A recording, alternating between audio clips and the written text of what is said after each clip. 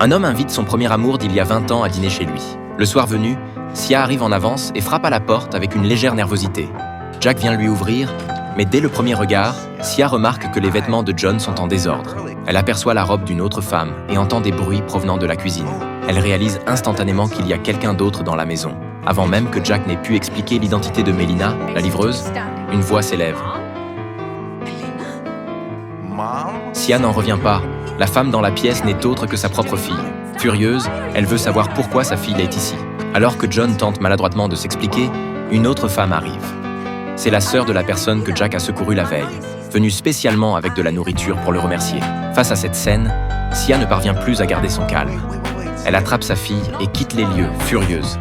Dans la pièce, il ne reste plus que Jack, incapable de réagir. De retour chez elle, Sia met sévèrement en garde Melina, lui ordonnant de rester loin de Jack. Mais Melina trouve que sa mère en fait trop. Même si sa mère l'apprécie, elle n'a ni le droit ni de raison de l'empêcher d'être amie avec lui. Le lendemain, Sia remplace sa fille pour la livraison. Voyant John occupé à réparer une clôture, elle tente de recoller les morceaux entre eux. Mais John a réfléchi toute la nuit et a deviné que Melina est sa fille biologique. Sia le lui a caché pendant plus de 20 ans, sans jamais le lui dire. Pourtant, Sia a ses raisons inavouables. Après être tombée enceinte, elle a fait un long voyage jusqu'à New York pour assister à un concert. Elle s'est faufilée en coulisses dans la loge et a vu John, entouré de plusieurs femmes. À cet instant, Sia a ravalé ce qu'elle voulait dire et n'y est plus jamais retournée. C'est justement à cause de son départ que Jack, profondément affecté, a composé la chanson qui l'a rendue célèbre du jour au lendemain. Sia savait que ce rêve durement acquis ne pouvait être interrompu. Son départ n'en a été que plus déterminé. Mais elle n'imaginait pas que plus de 20 ans plus tard, il se retrouverait sur cette petite île.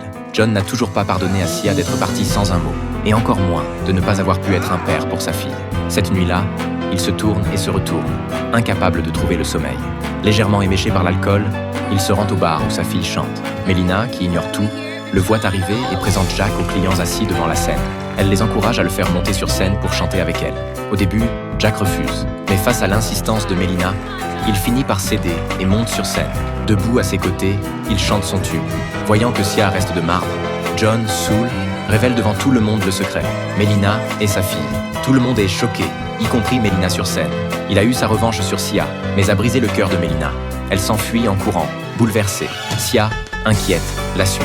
Elle l'appelle de toutes ses forces. Melina ne comprend pas les larmes de sa mère. Elle ne sait pas comment faire face à son père biologique. Elle rejette la faute sur sa mère qui est partie sans un mot.